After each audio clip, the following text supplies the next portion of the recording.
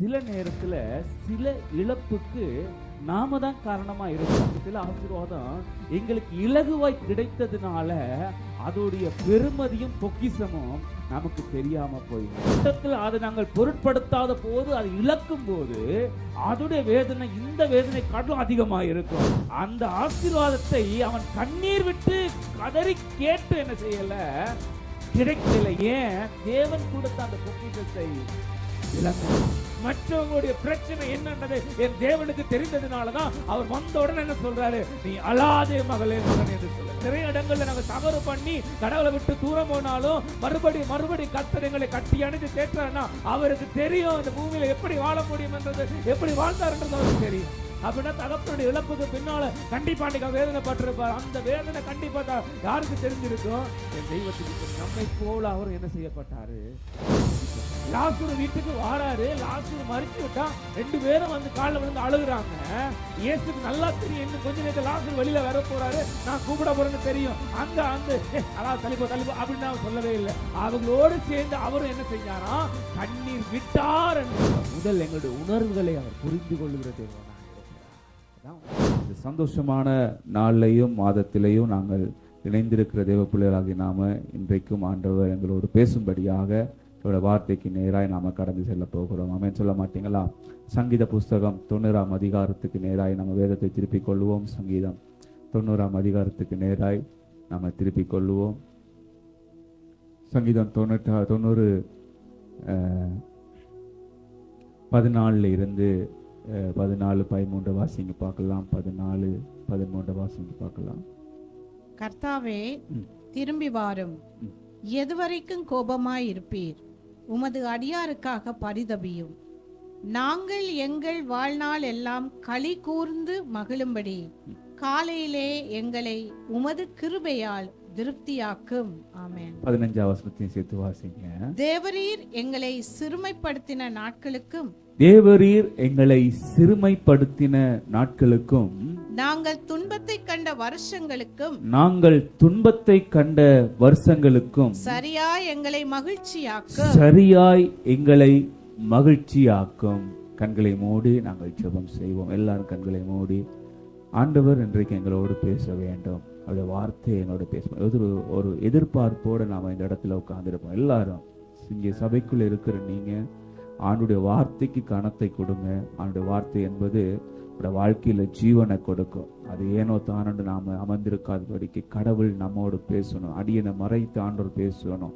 அப்ப நீங்க ஜெபம் பண்ணுங்க. வாய்களை திறந்து கொஞ்ச நேரம் ஆண்டவரே, சபைக்குள்ள எல்லாரும் கொஞ்சம் ஜெபம் பண்ணுங்க. வாய்களை திறந்தப்பா துதிங்க. அல்லேலூயா. உடைய வார்த்தை எங்களோடு பேசட்டேன். உடைய வார்த்தை மூலமாய் எங்களோடு ஆண்டவரே இன்றைக்கு உடைய இருதயத்தை ஆற்றி தேற்றி ஆண்டவரே அப்பா எங்களோடு நீர் பேச வேண்டும்படியாய் நீங்க கேளுங்க. உண்மையிலேயே வாஞ்சியோடு எதிர்பார்ப்போடு நீங்க நின்று இன்றைக்கு ஆண்டு வார்த்தையை கேட்பீங்கன்னா என் ஆண்டவர் இன்றைக்கு உங்களோடு பேசுகிற தேவனாய் இருக்கிறார். என் ஆண்டவர் ஒரு நாளும் உங்களை கைவிடாதவர். இன்றைக்கு ஆண்டவருடைய வார்த்தை எங்களுடைய வாழ்க்கையில் வந்து ஆண்டவரே நல்ல நிலமாகி எங்களுடைய இருதயத்தில் விதைக்கப்பட்டு ஆண்டவரே அது கனி கொடுக்கிற மரத்தை போல் எங்களுடைய வார்த்தை ஆண்டவரே நாங்கள் மாற ஆண்டவரே எங்களுக்கு நீர் உதவி செய்யும்படியா ஜெபிக்கிறோம் ஐயா. ஆண்டவரே இந்த இடத்துல இறங்கி வாங்க. அடியனை மறைத்து என் ஆண்டவர் வெளிப்படுங்க. பரிசுத்தாவியான வெளிப்படுங்க. தேவ ஆவியானவர் சபைக்கு என்ன வைத்திருக்கிறோம் அதை கொண்டு வரும்படியா நாங்கள் ஜெபிக்கிறோம் ஐயா. உம்முடைய கருத்துக்குள்ள நாங்களை தாழ்த்தி ஒப்பு கொடுக்கிறோம். நீர் பெருகணும், நாம் சிறுகணும். நாம மாத்திரம் மகிமைப்படணும். இயேசுவின் நாமத்தில் ஜெபிக்கிறோம் நல்ல பிதாவே. ஆமென், ஆமென். அல்லேலூயா. கர்த்தர் நல்லவர். எல்லாரும் சேர்ந்து 15வது வசனத்தை வேதத்தை திருப்பி எல்லாரும் சேர்ந்து வாசிங்க. தேவரீர் எங்களை சிறுமைப்படுத்தின நாங்கள் துன்பத்தை கண்ட வருஷங்களுக்கும் சரியாய் எங்களை மகிழ்ச்சியாக்கும். ஆமென். அல்லேலூயா. சத்தமா சொல்லுங்க. ஆமென். அல்லேலூயா. நாங்க எங்களை சிறுமைப்படுத்தின நாட்களுக்கும் நாங்கள் துன்பத்தை கண்ட வருஷங்களுக்கும் சரியாய் எங்களை என்ன செய்யும்? மகிழ்ச்சியாக்கும். மகிழ்ச்சி ஆக்குவார். ஆமென் சொல்ல மாட்டீங்களா? அல்லேலூயா. இன்றைக்கு ஆண்டவர் சொன்ன வார்த்தை, விசேஷமான நாள் என்றதுனால ஆண்டவர் சொன்ன வார்த்தை என்னன்னா, ஜனங்களிடத்துல சொல்ல வேண்டிய வார்த்தை என்ன அப்படின்னா, அவர்கள் சிறுமைப்பட்ட நாட்களுக்கும் அவர்கள் துன்பத்தை கண்ட வருஷங்களுக்கும் ஈடாக என் ஆண்டவர் ஒரு மகிழ்ச்சியை என் தேவன் இந்த நாட்களிலே அவர் தர போதுமான தேவனாய் இருக்கிறார். ஆமென் சொல்ல மாட்டீங்களா? அல்லேலூயா. இன்னைக்கு எங்களோட வாழ்க்கையில துன்பத்துக்கு பிரதானமான காரியம் என்ன அப்படின்னா இழப்பு. ஒரு இழப்பு எங்கள் வாழ்க்கையில வரும்போது அது ஆட்டோமேட்டிக்காக என்ன செய்யுது? ஒரு துன்பமாய் துயரமாய் எங்களோட வாழ்க்கையில வருகிறதை நாங்கள் பார்க்கிறோம். இன்னைக்கு குடும்பத்தை இழந்தாலும் சரி, இல்லை நாங்கள் எங்களுக்கு வேண்டியதை நாங்கள் இழந்தாலும் சரி, இல்லை உறவுகளை இழந்தாலும் சரி, இல்லை நாங்கள் ரொம்ப அதிகமாக நேசிக்கிற ஒரு பொருளை இழந்தாலும் சரி, என்ன எங்களுடைய அடுத்த ரொம்ப அதிகமாக நேசிக்கொண்டு நாங்கள் இழக்கும்போது அடுத்த கட்டத்துக்கு என்ன செய்ய முடியாது, எங்களால் டக்குன்னு போக முடியாது. ஏன் இது நடந்துச்சு அப்படி என்றெல்லாம் யோசிக்க கூடும். ஆமென் சொல்ல மாட்டீங்களா? அல்லேலூயா. இல்லை எங்கள் தேசத்தில் இன்றைக்கு எத்தனையோ குடும்பங்களை நாங்கள் என்ன செய்துட்டோம்? இலக்கு கொடுத்துட்டோம், இழந்து போயிட்டோம். அநேகர் இன்னும் மண்ணுக்குள்ளே புதைக்கப்பட்டு கிடக்கிறார்கள். சில நேரத்தில் ஒரு இடத்துல அந்த செய்தியை பார்க்கும்போது தாய், என் மகள் இதுக்குள்ளே தான் இருக்கிறாள், உயிரோட தான் இருப்பாள், நான் நம்புகிறேன் அப்படின்னு சொல்லி அவள் கண்ணீரோட சொல்கிறத பார்க்கக்கூடியதாக இருக்குது. எவ்வளோ வேதனையான ஒரு காரியம். அப்போ இழப்பு என்பது ஒரு வேதனையை எங்களுக்கு என்ன செய்ய கொடுக்கிறதாய் இருக்கிறது. ஆமென் சொல்ல மாட்டீங்களா? ஒரு ஒரு வீடியோ ஒன்று பார்த்தேன் சோஷியல் மீடியாவில். அதில் ஒரு தவக்கலை ஒரு பாம்பு பொத்துக்குள்ளேருந்து எட்டி பார்க்குது. எட்டி பார்க்கும்போது ஒரு பறவை அந்த தவக்கலை என்ன செய்யுது? அந்த பொத்துக்கு பக்கத்துலேருந்து கொத்துது. அது கொத்தும்போது அந்த தவக்கலை பொத்துக்குள்ளே போகுது. அதுக்கப்புறம் அந்த தவக்கலை திரும்ப வெளியில் எட்டி பார்க்க தலையை திரும்ப அந்த பறவை என்ன செய்யுது? அந்த தவக்கலைய கொத்துது. மறுபடியும் அந்த தவக்கலை உள்ள போகுது. திரும்பவும் அந்த தவக்கலை தலையை எட்டி பார்க்குது. மறுபடியும் என்ன செய்யுது? அந்த பறவை கொத்துது. ஒரு கட்டத்தில் அந்த தவக்கலை உள்ள போறோம்னா பறவை போயிடுது.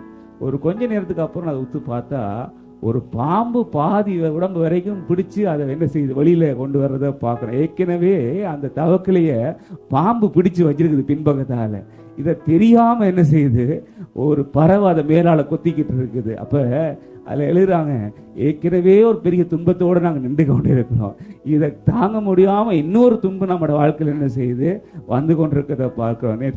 நேற்று எத்தனை தம்பியோட பேசிக்கொண்டு சொன்னேன், பாஸ்டர் ஏற்கனவே நான் ஒரு துன்பத்தோட இந்த இப்படி நடந்துச்சு அப்படின்னு நான் யோசிச்சிருக்கேன். இதில் வர டிக்கெட்டையும் சேர்த்து வைத்து விட்டால் அந்த வாரம் எனக்கு ஒரே துன்பமாக இருக்கிறது அப்படின்னு சொல்லி, துன்பத்தின் மேல் துன்பமாக இருக்கிறது அப்படின்னு சொல்றது என்ன அப்படின்னா, நம்ம நேசிக்கிறதை நாம் இழக்கும் போது அது எங்களுடைய வாழ்க்கையில் ஒரு துன்பத்தையும் வேதனையையும் அது கொண்டு வருகிறதை நாங்கள் பார்க்கிறோம். ஆண்டவர் சொல்றாரு, இன்றைக்கு நான் உன்னை மகிழ்ச்சியாய் நான் மாற்றுவேன் என்று ஆண்டவர் வாக்கு பண்ணுகிற தேவனாய் இருக்கிறார். ஆமென் சொல்ல மாட்டீங்களா? அல்லேலூயா. சில நேரத்தில் நாம துன்பப்படுற நேரத்தில், நம்ம ஒரு வேதனையா இருக்கிற நேரத்தில் பாருங்க, சில பேர் வருவாங்க, எங்களுக்கு ஆறுதல் சொல்ற மாதிரி வருவாங்க. சில நேரத்தில் அவங்க சொல்லும் போதெல்லாம் எங்களுக்கு ஆறுதல் சொல்ற மாதிரி இருக்கும். ஆனா ஆறுதல் சொல்ற மாதிரி எங்களை என்ன செய்து விடுவாங்க? இருக்கிற வேதனையை சேர்த்து என்ன செய்து விடுவாங்க? கூட்டி விட்டு போய்விடுவாங்க. நல்ல உதாரணத்துக்கு நாம் எடுப்போம் அப்படின்னா ஜோபு எடுக்கலாம். ஜோபு நீங்க ஜோபு ஏற்கனவே துன்பத்தின் மேல துன்பமாய் அனுபவித்து கொண்டிருக்கிறான். கடைசி கட்ட வாழ்க்கைக்கு போயிட்டான். இப்ப ஒரு 3 பேர் வாராங்க. யாரு வாராங்க? 2ஆம் அதிகாரம், ஜோபு 2ஆம் அதிகாரம் 11ஆம் வசனம் வாசிங்க. ஜோபு 2:11 ஒரு ஆள் வாசிங்க பார்க்கலாம். என்ன யாரு வாராங்கன்னு வாசிங்க. யோபுடைய 3 சிநேகிதராகிய தேமானுடைய எலிபாசும், சூகியனான பில்தாதும், நாகமாத்தியனான சோப்பாரும் யோபுக்கு நேரிட்ட தீமைகள் யாவையும் கேள்விப்பட்ட போது அவனுக்காக பரிதவிக்கவனிங்க. அவனுக்கா அதை கேள்விப்பட்ட தீமையே கேள்விப்பட்ட போது அவனுக்காக பரிதவிக்கவும், அவனுக்கு ஆறுதல் சொல்லவும் ஒருவரோடு ஒருவர் யோசனை பண்ணிக்கொண்டு அவரவர் தங்கள் ஸ்தலங்களில் இருந்து வந்தார்கள். எதற்கு வந்தார்கள்? யோபுக்கு ஆறுதல் சொல்லும்படியா தான் இந்த சிநேகிதர்கள் யோபிடத்துல வர்றாங்க. சரிங்களா? ஏற்கனவே அந்த மனுஷன் துன்பத்தெல்லாம் இருக்கிறான், இவருக்கு ஆறுதல் சொல்லத்தான் இங்க வாராங்க. ஆனா வந்த இடத்துல என்ன சொல்றாங்க பாருங்க. 4ஆம் அதிகாரம் 3ஆம் வசனத்தை போடுங்க. யோபு 4:3 போடுங்க. வந்த இடத்துல இவங்க என்ன சொல்றாங்க பாருங்க. இதோ நீர் அநேகருக்கு புத்தி சொல்லி இளைத்த கைகளை திடப்படுத்தினீர். நீ அநேகருக்கு புத்தி சொல்லி இருக்கீங்க, அநேகரை நீ ஸ்திரப்படுத்தி இருக்கிற. விழுகிறவனை உம்முடைய வார்த்தைகளால் நிற்க பண்ணி, நீ அநேகருக்கு ஆறுதல் சொல்லி அவங்களை சோர்ந்து போகிற நேரத்துல அவனுடைய தேற்றி உடைய வார்த்தையால நிற்க பண்ணி, தள்ளாடுகிற முழங்கால்களை பலப்படுத்தினே. அநேகரை நீ பலப்படுத்தி இருக்கிறாய். இப்பொழுதோ அப்படி எல்லாம் சொல்லி போட்டு அவர் ஃப்ரெண்ட் சொல்றாங்க, யோபுட்ட சொல்றாங்க, இப்பொழுதோ துன்பம் உமக்கு நேரிட்டபடியினால் ஆயாசப்படுகிறேன். அது உம்மை தொட்டதினால் கலங்குகிறீர். உம்முடைய தேவ பக்தி உம்முடைய உறுதியாயும். இப்ப எங்க கை வைக்கிறாங்க பாருங்க. உன்னுடைய தேவ பக்தியில எனக்கு ஏதோ சந்தேகமா இருக்குது. உம்முடைய தேவ பக்தி உம்முடைய உறுதியாயும். அது நீ கொஞ்சம் ஏதோ கடவுள் பக்தியில குறைஞ்சிட்ட போல இருக்க. ஆண்டவர் அங்க சொல்றாரு அவன் உண்மையும் உத்தமம் இல்ல என்று சொல்றாரு. ஆனா இவங்க வந்து என்ன சொல்றாங்க, ஏதோ பக்தியில ஏதோ பிரச்சனை இருக்கு போல இருக்கு என்று சொல்லி, உம்முடைய வழிகளின் உத்தமம் உம்முடைய நம்பிக்கையாயும் இருக்க வேண்டியது அல்லவோ. உம்முடைய வழிகளின் உத்தமம் உம்முடைய நம்பிக்கையும் இருக்க வேண்டியது அல்லவோ. அப்படின்னா என்ன இல்ல, உத்தமம் இல்ல, அது நீ உத்தமமா நீ இருக்க வேண்டும் அல்லவோ அப்படி என்று வாசிங்க. அடுத்தது, குற்றமில்லாமல் அழிந்தவன் உண்டோ? யாராவது குற்றம் செய்யாம தப்பு தண்டனை கிடைச்சது உண்டோ பாரு அப்படின்ட்டு. அதம் பண்ணப்பட்டது எப்போ, இதை நினைத்து பாரும். போதும். என்ன சொல்ற வராங்க, வந்தது எதுக்கு வந்தது?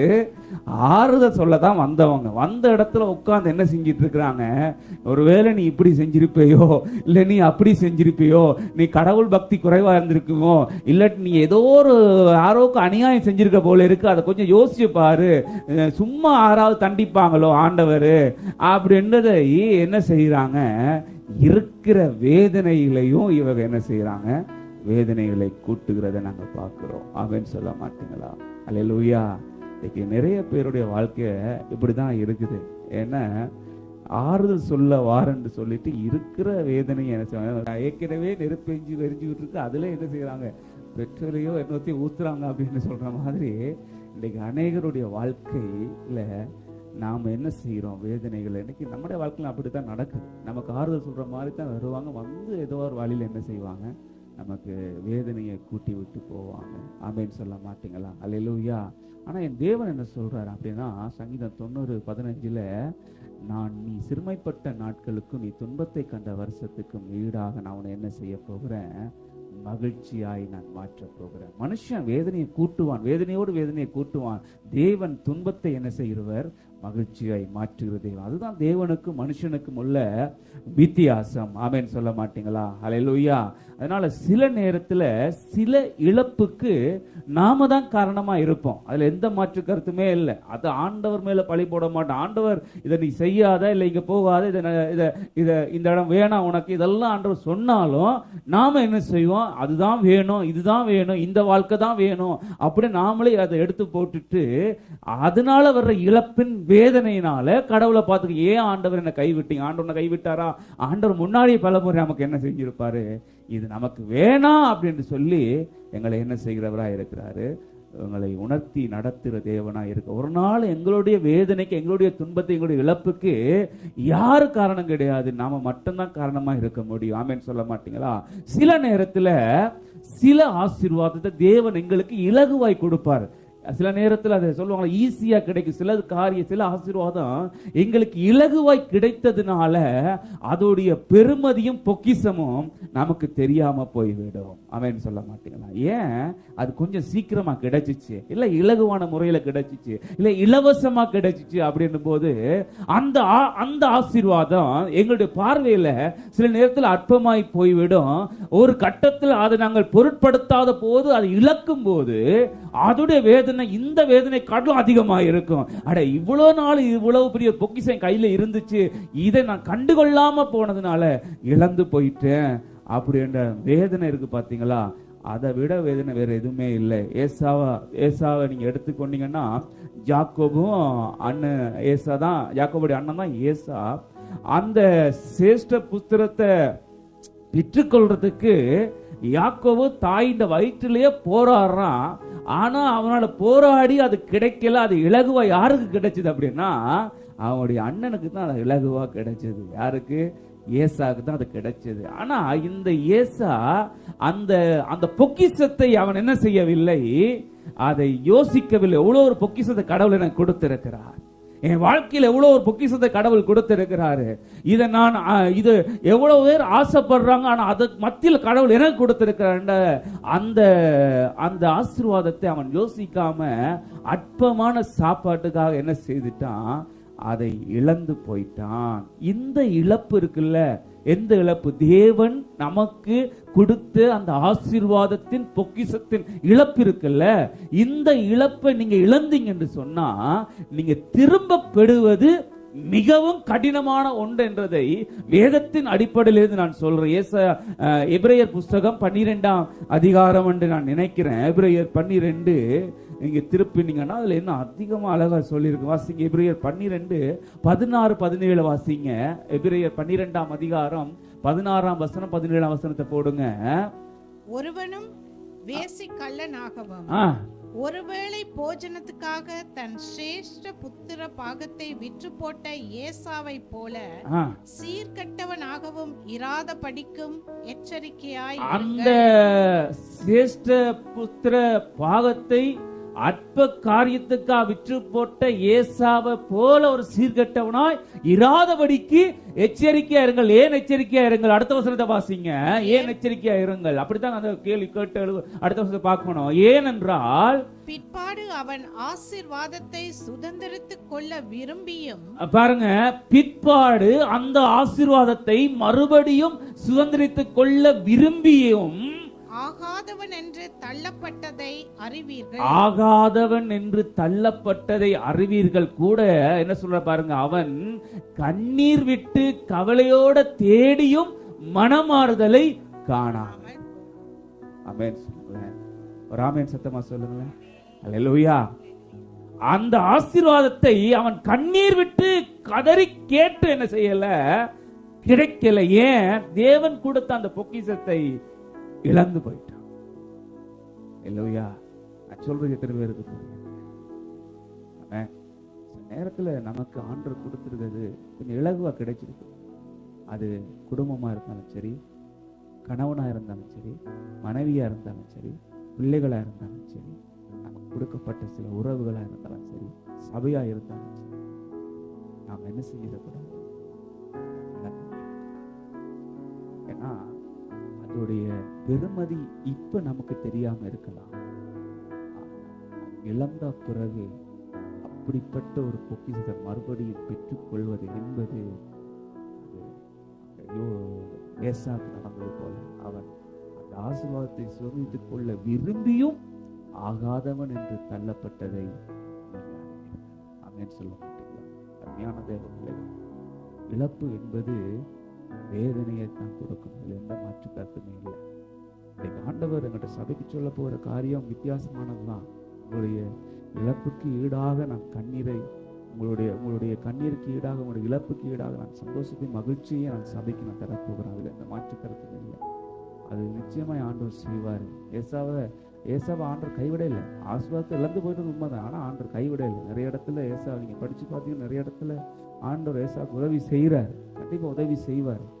தேவன் தந்த பொக்கிஷத்தை நாம் இழந்துடக்கூடாது. அது என்ன பொக்கிஷம்ன்றது எனக்கு தெரியாது, ஆனால் கண்டிப்பாக உங்களுக்கு தெரியும். உங்களுக்கு என்ன பொக்கிஷத்தை கடவுள் கொடுத்துருக்காங்க உங்களுக்கு நல்லா தெரியும். எனக்கு என்ன கொடுத்துருக்கான்னு எனக்கு நல்லா தெரியும். அதை நாம் இழந்துடக்கூடாது. ஆனால் இன்றைக்கு என்ன ஆண்டவர் என்ன சொல்றாருன்னா, வாழ்க்கையில் இருக்கிற எந்த போராட்டம், எத்தனை வருஷம் துன்பத்தோடையும் சிறுமையான வாழ்க்கையோடு நீ கடந்து வந்திருக்க பார்த்தியா, இந்த வாழ்க்கைக்கு ஈடாக என் ஆண்டவர் நிச்சயமாய் உன்னை மகிழ்ச்சியாய் மாற்ற போதுமான தேவனாய் இருக்கிறார். ஒருவேளை 2025ஆம் ஆண்டு ஆரம்பித்து இந்த நாள் வரைக்கும் ஒரு சந்தோஷத்தை பார்க்கல, ஏதோ போய்கிட்டு இருக்குது, இந்த வருஷமும் முடிய போகுது அப்படின்னா நான் சொல்றேன், நீ விசுவாசத்தோட நம்பிக்கையோட காத்திரு. 2026 உனக்காக கர்த்தர் வைத்திருக்கிற ஒரு பெரிய ஆசீர்வாதத்தை நீ கண்டிப்பாய் நீ பார்ப்பாய். நல்லா கைகளை தட்டி தேவனை மகிமைப்படுத்தின. விசுவாசிக்கும் போது என் ஆண்டவர் நிச்சயமா நன்மையான காரியங்களை அதை செய்கிற தேவனாக இருக்கிறார். ஆமென் சொல்ல மாட்டீங்க? வேதத்துல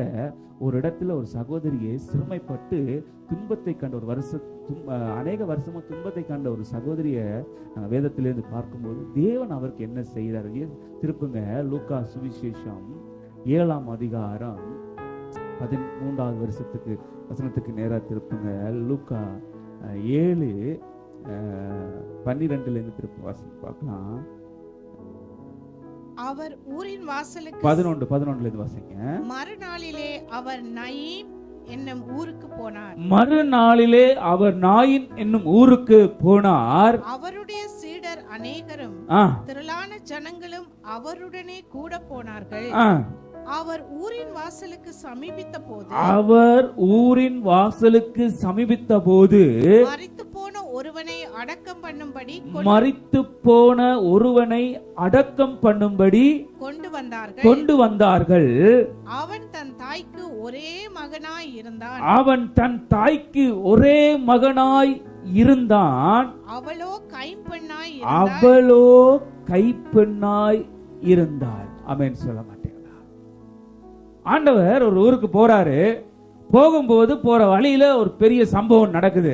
ஒரு சம்பவம், அவர் போற இடத்துல எல்லாம் சம்பவம் தான் நடந்துட்டு இருக்குது. ஏதாவது ஒரு காரியம் நடந்துகிட்டே இருக்குது, மிராக்கிள் நடக்குது, ஏதோ நடக்குது. அதே மாதிரி தான் இந்த இடத்துல நாயின் என்ற ஊருக்குள்ள அவர் போகும்போது அங்க ஒரு பொடியை ஒரு சடலத்தை அடக்கம் பண்ணுவதற்காக ஒரு கூட்டம் கொண்டு வந்துட்டு இருக்காங்க. அந்த நேரத்துல அந்த சடலத்தை அடக்கம் பண்ணுவதற்கு ஒரு கூட்டம் வரும்போது பின்னாடி அந்த சடலத்துடைய அந்த இறந்து போயிருக்கிற அந்த நபருடைய தாய் பின்னாடி என்ன செய்யறாங்க? அழுது கொண்டு வருகிறத ஆண்டவர் அங்க பார்க்கிறார். ஆனா வேதம் என்ன சொல்லுது அப்படின்னா, அவள் ஒரு கைப்பெண்ணாய் இருக்கிறாள் அப்படின்னு சொல்லுது. கைப்பெண் அப்படின்னா ஒரு விதவை அப்படின்னு சொல்லி வேதம் சொல்லுது. அவள் ஒரு விதவையா இருக்கிறாள். விதவை அப்படின்னா அவள் ஏற்கனவே என்ன இழந்திருக்கிறாள்?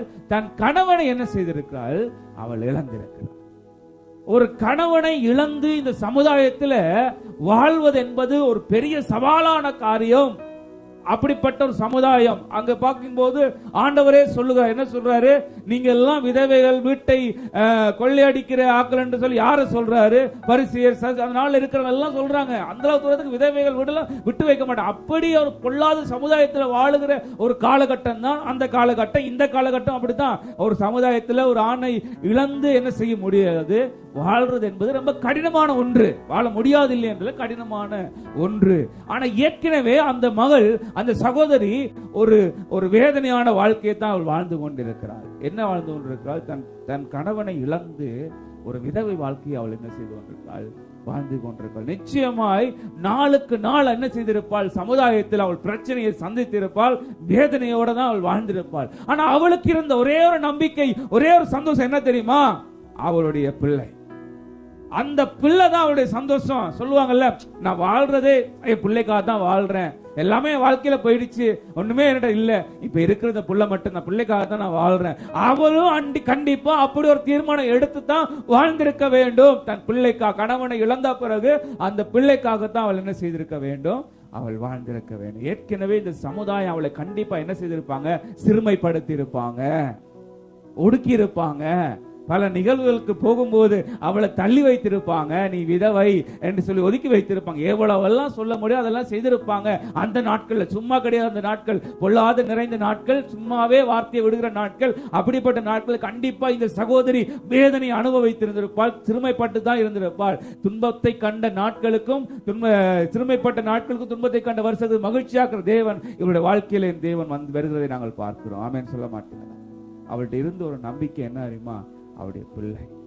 அந்த பிள்ளை என்ன செய்த ஒரு கட்டத்தில் மரித்து போகிறதை பார்க்கிறோம். ஆமென் சொல்ல மாட்டேன். அருமையான தேவ பிள்ளைகள், ஒரு வேதனை ஏக்கின வாழ்க்கை. இப்ப வேதனையோடு வேதனையின் உச்சக்கட்டம் என்ன அப்படின்னா, இருந்த ஒரு நம்பிக்கை அந்த பிள்ளை, அதையும் அவர் இழந்து போறது ஒரு தாய். நேற்றைய தினத்துல நான் இதுல வாகனத்துல கூட்டிட்டு போகும்போது அவங்க இறக்கும் போது அவங்களுடைய பிள்ளைக்கு உடம்பு சரியில்லை. அங்க போனோம்னா அந்த அந்த பிள்ளை வந்து அந்த சரீர வேதனையினால என்னமோ தெரியல தாயை ரொம்ப புறக்கணிச்சிட்டாங்க. அந்த எல்லாம் உங்களால தான், அந்த வேதனையை என்னமோ தெரியல என்னென்னமோலாம் அந்த தாயோட இருதயத்தை உடைச்சு பேசிட்டாங்க. கிட்டத்தட்ட தாய்க்கு ஒரு 65-70 வயசு இருக்குன்னு நினைக்கிறேன். அப்ப அந்த தாய் வந்து நைட்டு ஒரு 12 மணிக்கு எனக்கு கால். நான் கார்ல போகும்போது கடவுளுடைய அன்பை சொல்லிட்டு போவேன், அம்மா நீங்க சேர்ச்சுக்கு வாங்க, கண்டிப்பா ஆண்டவர் மாற்றங்கள் இதுவான்னு சொல்லுவேன். இரவு 12 மணிக்கு ஒரு கோல் வந்துருந்துச்சு. நான் பார்க்கல, தூங்கிட்டேன். காலையில் எழும்பி ஏன் அவங்க இரவு 12 மணிக்கு எனக்கு அடிச்சிருக்கிறாங்கன்ட்டு ஒரு பயத்தோட தான் காலையில் ஃபோன் ஆன்சர் பண்ணி கேட்டேன். என்ன அப்படின்னா, என் மகன் அப்படி பேசிட்டான், எனக்கு இருந்த சந்தோஷம், அவனுக்காக தான் நான் உயிர் வாழ்கிறேன், வேற எதுக்கா நான் வாழையில், அவன் மட்டும்தான் எனக்கு, அவன் நல்லா வரணும் அப்படின்ட்டு தான் நான் இருக்கிறேன். ஆனால் என்ன அவன் பேசி இப்படியெல்லாம் என்னை அவமதிச்சிட்டான், நான் இன்றைக்கும் போகணும், என்னை வந்து ஏற்றிட்டு போக முடியுமா, அதுக்கே நம்ம 12 மணிக்கு தாங்க முடியல தம்பி, நீங்கள் சொன்ன வார்த்தைகள்லாம் கேட்டும்போது தாங்க முடியல தம்பி அப்படின்ட்டு சொன்னாங்க. இப்போ யோசித்தேன், ஒரு தாய்க்கு இருக்கிற ஒரு நம்பிக்கை பிள்ளை, அமேன்னு சொல்ல மாட்டீங்களா? இந்த பிள்ளைக்காகத்தான் சில தாய்மார்கள் என்ன செய்கிறாங்க, வாழுகிறதை நாங்கள் பார்க்குறோம். சில தாய்மார்கள் அப்படித்தான், சில குடும்பத்தில் சில தாய்மார், சில தகப்பன்மார் தன் பிள்ளைக்காகத்தான் என்ன செய்கிறாங்க, வாழுகிறது. அங்கே இந்த சகோதரிய பிள்ளையும் என்ன ஆயிடுச்சு அப்படின்னா, இறந்து போயிட்டா. இருந்த ஒரே நம்பிக்கை, கடைசி நம்பிக்கை இழந்து போகிறதை நாங்கள் பார்க்கிறோம். இப்போ என்ன நடக்குது? 13ஆம் வசனத்துக்கு வாங்க. 13ஆம் வசனத்தை வாசிங்க. கர்த்தர் அவளை பார்த்து அவள் மேல் மனதுருகி அழாதே என்று சொன்னார். ஆமென் சொல்ல மாட்டீங்களா? அல்லேலூயா. இயேசு கிறிஸ்து கிட்ட வந்த உடனே அவர் சொன்ன முதல் வார்த்தை என்ன தெரியுமா? நீ அழாத மகனே, அழாத மகனே. ஒருவேளை இந்த சபையில ஒரு துன்பத்தோட, ஒரு துயரத்தோட, ஒரு இழப்போட, ஒரு தனிமையோட நீ நின்று கொண்டிருக்கிறாயா? ஒருவேளை நீ விடுற கண்ணீர் வந்து வெளியில யாருக்கும் தெரியாம இருக்கலாம், ஆனா கண்டிப்பா உன் தெய்வத்துக்கு நல்லாவே தெரியும் நீங்க எப்படிப்பட்ட ஒரு சூழ்நிலையில நீ இருந்து கொண்டிருக்கிறாய் என்று தெரியும். கர்த்தர் உன் கண்ணீரை காண்கிற தேவனாய் அவர் இருக்கிறார். ஆமென் சொல்ல மாட்டீங்க? அவர் கிட்ட வந்த உடனே அந்த தாயை பார்த்து என்ன சொல்றாரு? அழாதம்மா. முதல் சொல்ற வார்த்தை என்னது? அழாத. ஏன் அப்படி சொல்றாரு தெரியுமா? இயேசு கிறிஸ்து ஏன் அந்த வார்த்தையை அங்க சொல்றாரு அப்படின்னா, எபிரேயர் புஸ்தகத்துக்கு திருப்புங்க. எபிரேயர் புஸ்தகம் 4ஆம் அதிகாரம் 15ஆம் வசனத்தை வாசிங்க. ஏன் இயேசு இங்க கண்ணீர் விட வேணாம், அழாத அப்படின்னா முதல் வார்த்தை, அந்த வார்த்தை அவளை வந்து தேற்றுற அப்படின்னா வாசிங்க. எபிரேயர் 4:15. நம்முடைய பலவீனங்களை குறித்து பரிதபிக்க கூடாத பிரதான ஆசாரியர் நமக்கு இராமல். நல்லா கவனிங்க. நம்முடைய பலவீனங்களை குறித்து ஏதோ ஒன்று தூரத்தில் நின்று பரிதபிக்க கூடாத பிரதான ஆசாரியர் நமக்கு அல்ல, எல்லா விதத்திலும் நம்மை போல் சோதிக்கப்பட்டும் பாவம் இல்லாதவமாய் இருக்கிற பிரதான ஆசாரியரே நமக்கு இருக்கிறார். அப்படின்னா அவரும் இந்த மாதிரியான சோதனைக்குள்ள அவர் கடந்து போயிருக்கிறதுனாலதான், மற்றவங்களுடைய பிரச்சனை என்னன்றது என் தேவனுக்கு தெரிந்ததுனாலதான் அவர் வந்த உடனே என்ன சொல்றாரு? நீ அழாதே மகளே, மகன் என்று சொல்லுகிறார்.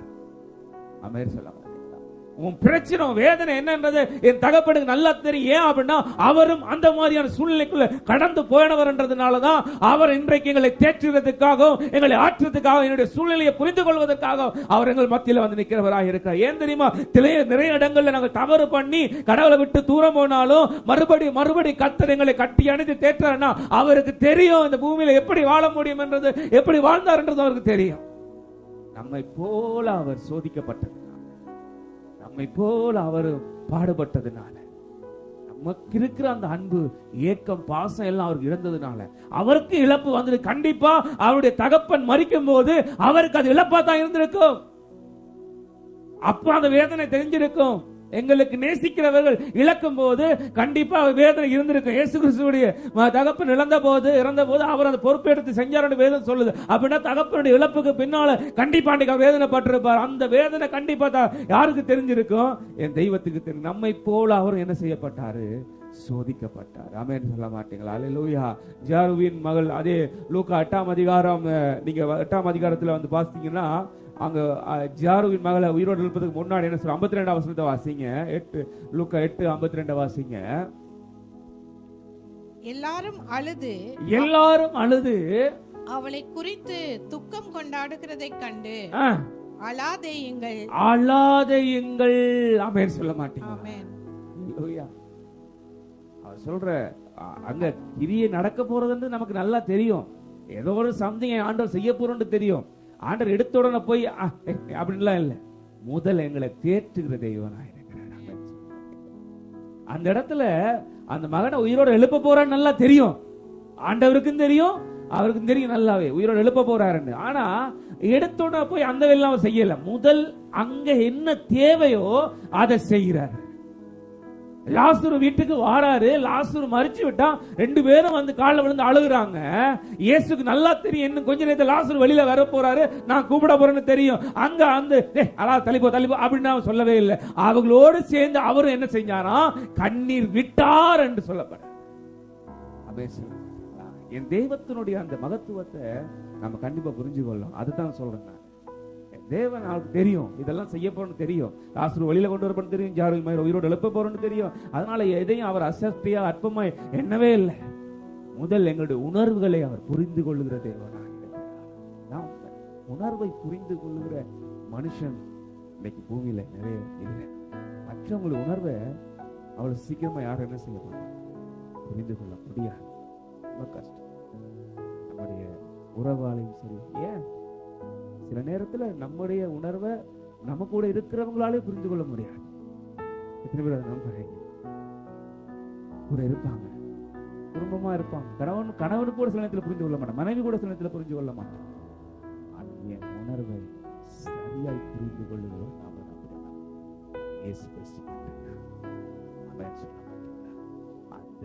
அந்த 400 விதவையோடைய அந்த உணர்வை புரிந்ததுனாலதான் என் தகப்பன் முதல் போய் அவளை பார்த்து சொன்ன வார்த்தை.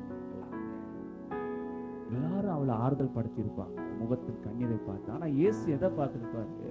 அவள் இருதயத்தை பார்த்திருப்பாரு. என்ன, இவளுக்கு ஏற்கனவே கணவனில் ஏற்கனவே சிறுமைப்பட்டு போயிருக்கிறாள்.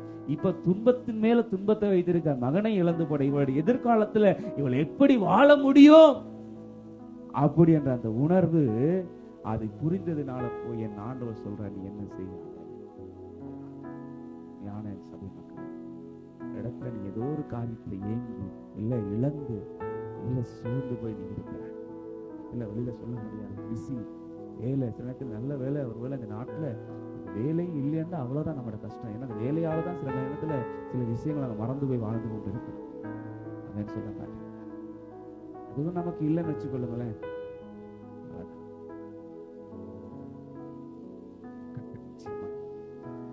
சூழ்நிலைகள் எல்லாம் 2024 25 காத்திருந்த காத்திருப்புக்கு 2024 ஆண்டவர் நிச்சயமா சொல்றேன், பெரிய சந்தோஷத்தையும் மகிழ்ச்சியும் என் சபைக்கு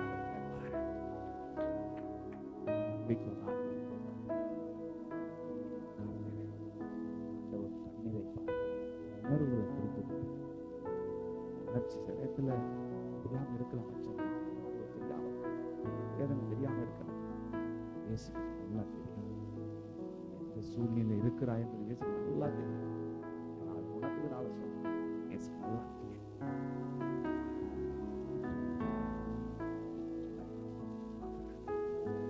நிறைய நேரத்துல அந்த ரூமுக்குள்ள கண்ணீரோட நின்றிருக்க நாட்களில் கடவுள் பார்க்கிறார். வெளியில சொல்லக்கூடாது, சொன்னாலும் பிரச்சனை. சொல்றேன்,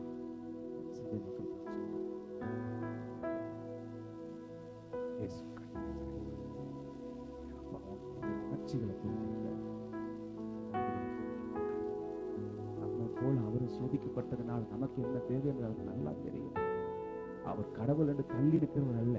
எங்களை போல அவதாரம் எடுத்து எங்களை போல மாறி எங்களுக்கு என்ன பிரச்சனை வருது அவர் உணர்ந்து அதுக்கப்புறம் எங்களுக்கு உதவி செய்வதற்காகவே இன்றைக்கு அவர் எங்களுக்காக காத்திருக்கிறார். அருமையான தேவப்பிள்ளை, இன்றைக்கு நம்முடைய இதயத்தில் பாரத்தில் எல்லாத்தையும் இறக்கி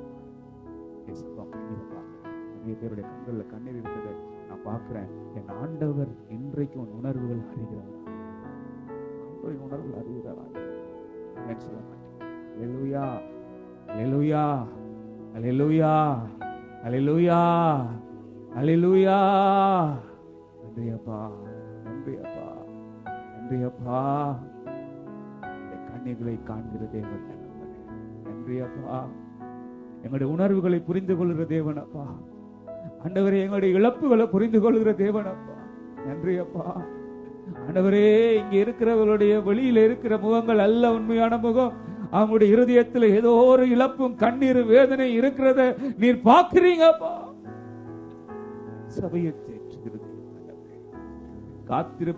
காத்திருப்புக்கு ஆண்டவரே, நீண்ட நாள் காத்திருந்து இருதயம் இழைத்து போயிட்டப்பா. ஆனா சொல்லுது, விரும்பினது வரும்போதோ ஜீவ விருட்சத்தை போல இருக்கும் என்று. ஜனங்களுக்கு நீர் உதவி செய்வீராக, என் ஜனங்களுக்கு நீர் உதவி செய்வீராக. ஆமென் சொல்லுங்க. அல்லேலூயா, அல்லேலூயா. என் கர்த்தர் நிச்சயமாய் அந்த கண்ணீரை துடைக்கிற தேவனாய் இருக்கிறார். ஆமென் சொல்லுங்க. நீ வர்றாங்க, ஆண்டவர் அந்த கண்ணீரை என்ன செய்கிறாரு?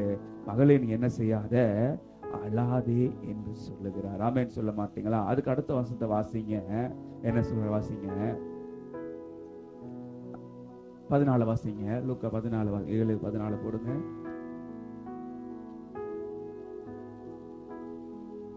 கிட்ட வந்து அவர் என்ன செய்தாராம்?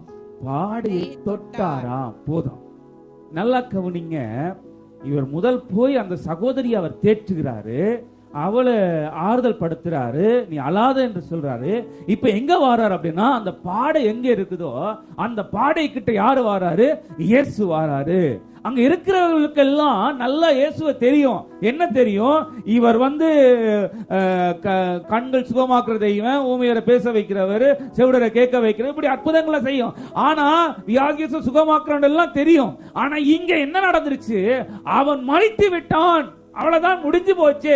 இனி இவரால் என்ன செய்ய முடியும்? இதுதான் அங்க இருக்கிறவருடைய எதிர்பார்ப்பு. ஆனா இயேசு கிட்ட வராரு. கிட்ட வந்து அவர் பாடை கிட்ட வந்து அவர் பாடை என்ன செய்கிறாரு? ஆமென் சொல்ல மாட்டீங்களா? எல்லாருடைய எதிர்பார்ப்பு என் தெய்வத்தால் என்ன செய்ய முடியும், அவ்வளவுதான் அப்படி என்றது நாம நினைத்துக் கொண்டிருக்கிறோம். இல்ல, என் தெய்வம் ஒரு குறுகிய தெய்வம் அல்ல.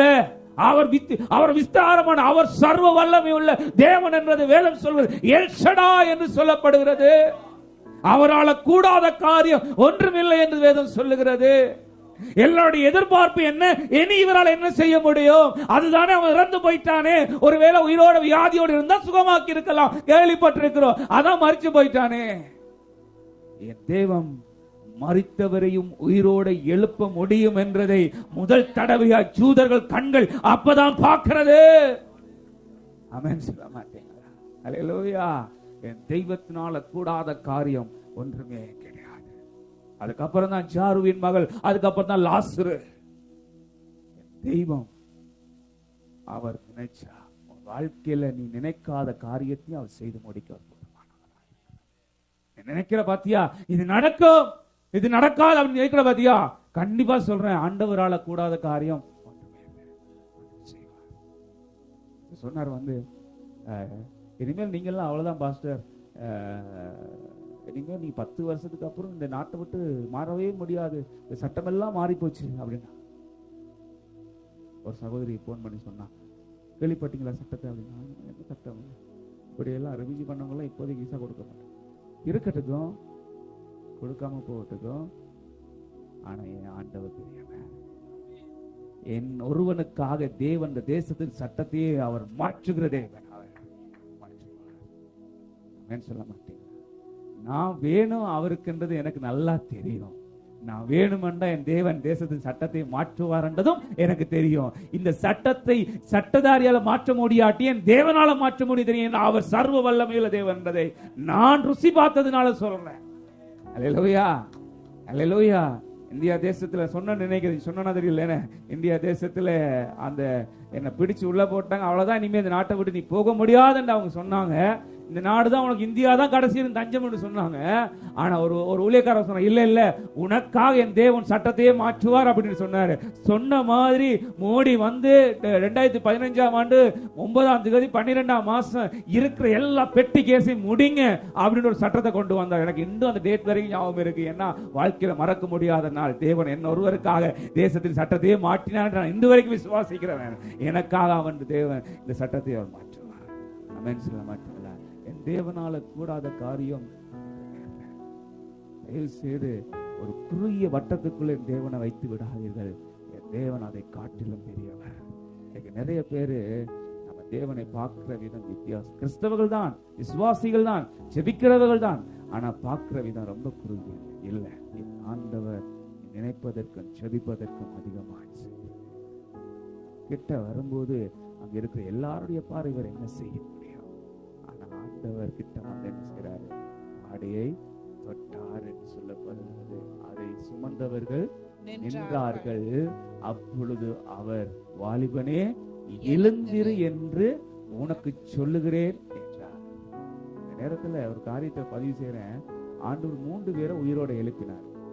உங்களுக்கு வேதத்துல தெரிஞ்சு, எங்களுக்கு தெரிஞ்சு வேதத்தில் பதிவு செஞ்சபடி 3 பேர் உயிர். நிறைய நடந்திருக்கலாம், ஆனா வேதத்துல 3 தான் பதிவு செய்யப்பட்டது. ஆனா 3 நபரை நீங்க பார்த்தீங்கன்னா 3 பேரும் யார் அப்படின்னா வாலிபர். யாருவின் மகளையும் லாசரு இங்க வாலிபனே எழுந்திரு என்றாங்க. ஆண்டோடைய விருப்பம் என்ன அப்படின்னா, வாலிபன் வாழுவதுதான் என் ஆண்டோடைய விருப்பம். நாங்க சொல்ல, வாலிபர்கள் வாழுவதுதான் ஆண்டோடைய விருப்பம். அதுவும் அவருக்காக வாழுவதுதான் இன்னும் அதிக விருப்பம். அவன் சொல்ல மாட்டீங்களா? அல்லேலூயா.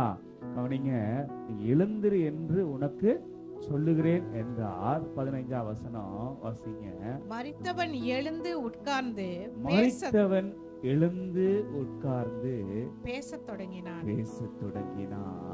அவனை அவன் தாயின் இடத்தில் ஒப்புவித்தார். அவன் அந்த மகிழ்ச்சியை அந்த தாயின் கையில் என் ஆண்டவர் ஒப்புவித்தார். நல்ல கைகளை தட்டி தேவன். அவள் சிறுமைப்பட்ட நாட்களுக்கும் அவள் துன்பத்தை கண்ட வருஷத்துக்கும் ஈடாக என் தேவன் அவளை என்ன செய்கிறார், அந்த இடத்துல மகிழ்ச்சியை, அந்த வாக்கு தத்தத்தை அங்க நிறைவேற்றுகிறவராக இருக்கிறார். ஆமென். அவள் ஏற்கனவே சிறுமைப்பட்டிருந்தவள், உங்களுக்கு சொல்லிக் கொடுத்தேன். அவள் ஏற்கனவே துன்பப்பட்டு கொண்டே இருக்கிறான்றதை சொல்லிக் கொடுத்தேன். இப்ப துன்பத்தின் மேல துன்பத்தை அனுபவிச்சு கொண்டு சொல்லிக் கொடுத்தேன். இப்ப என் நாடக வர்றாரு, அவள் துயரத்தை பார்க்கிறாரு, கண்ணீரை துடைக்கிறாரு. ஆண்டவர் அவள் சிறுமைப்பட்ட நாட்களுக்கு கண்ணீரை துன்பத்தை கண்ட வருஷத்துக்கு ஈடாய் அவளை என்ன செய்கிறாரு, மகிழ்ச்சியினால நிரப்புகிற தேவனாய் ஆண்டவர் சொன்னா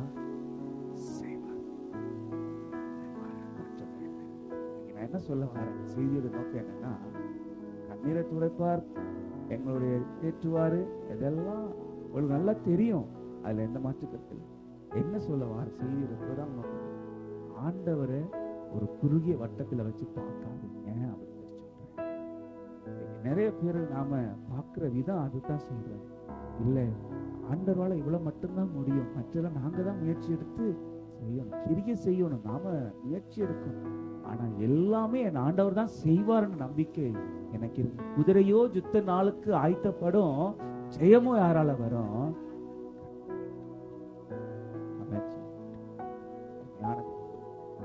பெரிய செய்திகளை போட்டு உங்களை மேண்டையில் குழப்ப வேண்டிய அவசியம்.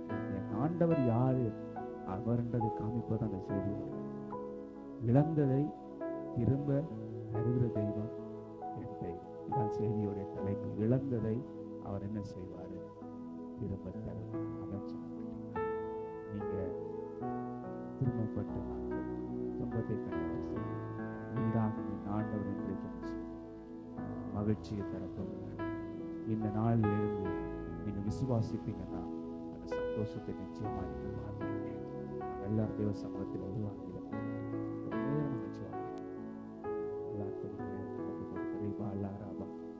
Glory, glory, glory. கொஞ்ச நேரம் ப்ரே பண்ணுங்க. ரிஷாரா அல்லாராபா லோரி ஹந்திகாங்கர ஷந்தாரா லபாரா ஷனாதிகாக்கர லூதிகாங்கர ஷிகாதிகாக்க துக்காராபா லேகாரா ஷம்திகாக்கர லபா.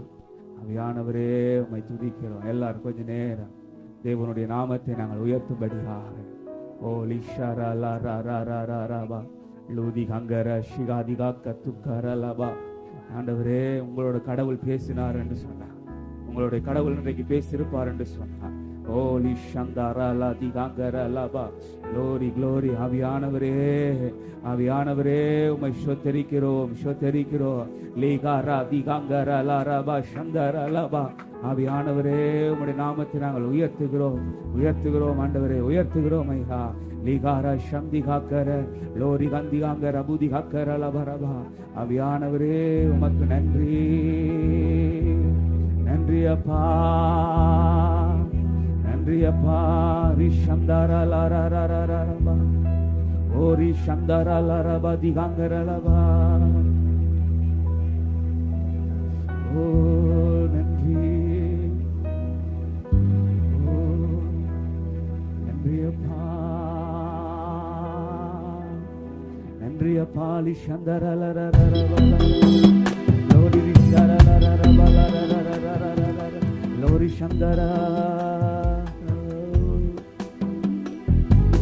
விட்டு கொடுக்காதவர், என்னை நடத்துகின்றவர், என்னை பாதுகாப்பவர், என் நேசரே. என்னை விட்டு கொடுக்காதவர், என்னை நடத்துகின்றவர், என்னை பாதுகாப்பவர், என் நேசரே. என்னை விட்டு கொடுக்காதவர், என்னை நடத்துகின்றவர், என்னை பாதுகாப்பவர், என் நேசரே. என்னை விட்டு கொடுக்காதவர், என்னை நடத்துகின்றவர், என்னை பாதுகாப்பவர், என் நேசரே. நான் வழி மாறும் போது என் பாதை காட்டினீர், என்னால் முடியாத போது என்னை தூக்கி நடத்தினீர். நான் வழி மாறும் போது என் பாதை காட்டினீர், என்னால் முடியாத போது என்னை தூக்கி நிறுத்தினீர். என்னை விட்டு கொடுக்காதவர், என்னை நடத்துகின்றவர், என்னை பாதுகாப்பவர், என் நேசரே. சபை எல்லாரும் என்னை விட்டு கொடுக்காதவர். சபையாரா சேர்ந்து பாடுங்களேன். ஆமென். என் நேசரே. நான் தலை குனிந்த போது என்னோடு கூட வந்தீர். நான் குனிந்த இடத்திலே எந்த தலையை உயர்த்தினீர். நான் தலை குனிந்த போது என்னோடு கூட வந்தீர். நான் குனிந்த இடத்திலே எந்த தலையை உயர்த்தினீர். என்னை விட்டு கொடுக்காதவர், என்னை கைகளை தட்டி பாடுவோமா. என்னை பாதுகாப்பவர், என் நேசரே. என்னை விட்டு கொடுக்காதவர், என்னை நடத்துகின்றவர், என்னை பாதுகாப்பவர், என் நேசரே. நான் பாவம் செய்த போது என்னை உணர்த்தி நடத்தினீர். உம்மை நோகடித்த போதும் உம் கிருபையால் மன்னித்தீர். நான் பாவம் செய்த போது என்னை உணர்த்தி நடத்தினீர். உம்மை நோகடித்த போதும் உம் கிருபையால் மன்னித்தீர். என்னை விட்டு கொடுக்காதவர், என்னை நடத்துகின்றவர், என்னை பாதுகாப்பவர், என் நேசரே. என்னை விட்டு கொடுக்காதவர், என்னை நடத்துகின்றவர், என்னை பாதுகாப்பவர், என் நேசரே. கடைசியாய் நான் வேண்டிக் கொள்வதெல்லாம் என் வாழ்வில் தருகிறேன். நான் நினைப்பதற்கு மேலாய் என்னை ஆசீர்வதிக்கிறேன். நான் வேண்டிக் கொள்வதெல்லாம் என் வாழ்வில் தருகிறேன். நான் நினைப்பதற்கு மேலாய் என்னை ஆசீர்வதிக்கிறேன். என்னை விட்டு கொடுக்காதவர், என்னை நடத்துகின்றவர்,